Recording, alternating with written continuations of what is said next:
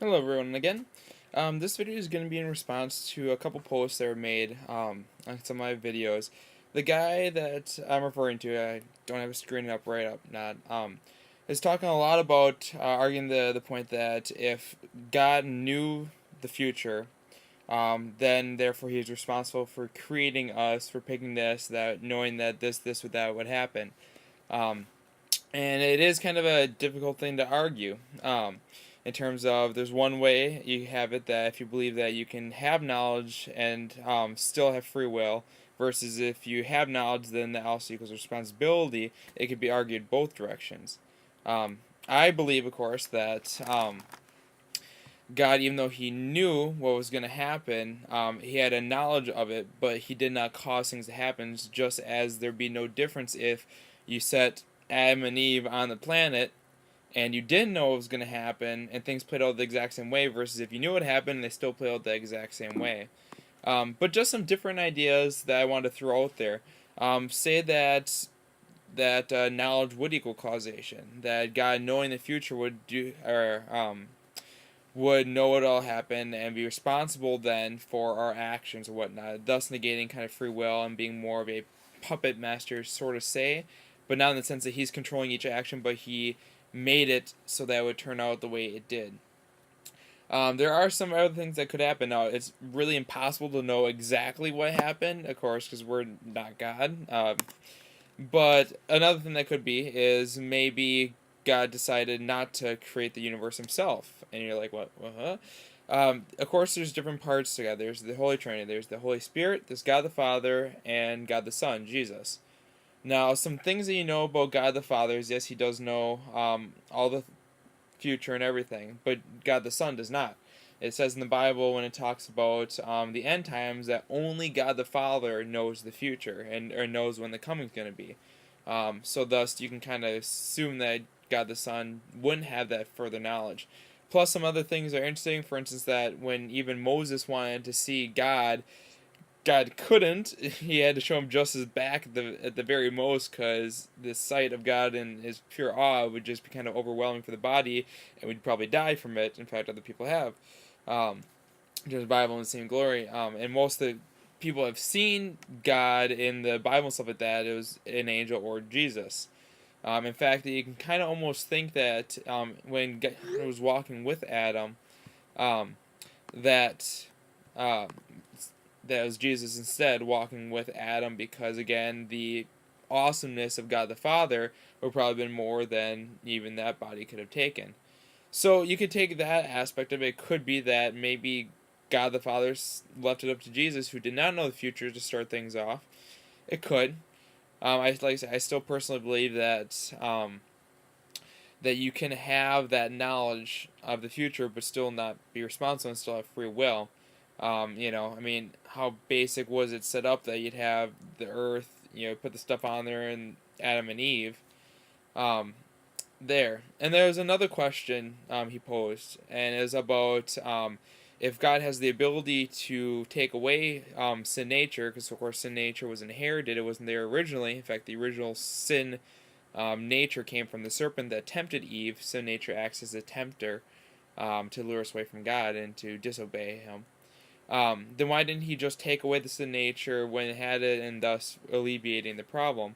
Well, firstly, if he did take away the sin nature, it'd be safe to assume that Satan would not stop his relentlessness with it, and it probably wouldn't be too long before he tempted again. Secondly, though, it was a consequence of the action. It wasn't a punishment. God didn't place sin nature on Adam. It was a consequence of his disobeying God. Now, if God went around correcting all of our mistakes every time and preventing any consequence, there'd be no way that we could learn and no way that we could grow as a person. I know personally, I made a lot of mistakes, and the consequences of those mistakes often what allowed me to grow. Just as many parents will sometimes advise their children not to do something, but let them suffer the consequences should they choose not to take that advice. That's how my parents work, and it's, in my opinion, the best way how to raise children is once they reach that age of puberty where they can start understanding cause and effect, that you guide them, you tell them, you explain why you're guiding them, but you have to let them make their own decision unless it's a like life-threatening decision, in which case, of course, you need to stop them. But I digress. I'm getting a little bit off a tangent. Um, so really, if you went about taking care of every consequence, we would have no ability to grow, learn, to choose. It would be as if we were perpetually in a state of you're a infant and you did something wrong, mom will take care of it or whatnot because you don't know any better. But we do know better because we can think and follow things through. Um, as well as I'm trying to think because it's a little late at night and had a little sleep. Oh yes, a guy at church, and I did talk to the elders as I promised to kind of get some second opinions on it. He gave a really good analogy, which I thought kind of is relevant here in terms of God and His control of Earth and stuff like that. Of course, God can step in and help us with things, but he put it that God is kind of renting the Earth to us. If you think about it, I feel like you rent an apartment, that it's something that is yours temporarily, and he's not gonna step foot into it unless you ask him to. So, in other words, he's saying, okay, I'm giving you this earth. Um, I'm not gonna interfere unless you want me to come help and bring me help. Just as your landlord can't walk into your apartment just free will, you have to invite them in. For the most part, I guess depending on what landlord. But you kind of get the idea. Is that God set this up, and He's there for us, and He wants us to come to Him, and He wants us to be one with Him, and to seek Him out and to seek His way. Um, but He's not going to force Himself upon us. So in the same essence with the consequences, He wants us to seek out His help and to deal with things and to follow His will and things because they're going to be for the better. But if we choose not to do that, He's going to allow us to experience the consequences and to learn from that. Hopefully, I know I don't always learn, but So that's kind of a little bit. I know you don't agree with my opinion on the fact that God having knowledge of the future, still creating it as it was and give us free will. That with knowledge of the future, you cannot have free will, is what you argue. But whether God knows the future or not, and it started this way, at this very moment, we have the ability to choose one way or another. God knows which way we're gonna choose, but it doesn't mean that He's causing us to choose that way. Because I can do whatever I want, and just as you can do whatever you want, you have the ability to choose. And it's just that God knows what you're going to choose, and that decision might make Him very sad, or happy, depending. So I guess that kind of sums up a little bit. There's going to be different viewpoints, and it's going to depend on which way you go on it. Um, but yeah, I still think that we do have free will and that God can still exist with us having free will. I don't think that it would ever work for God to actually control us, because I always made the argument that if God controlled every aspect of our life, then there would be no sin, because to sin is to disobey God.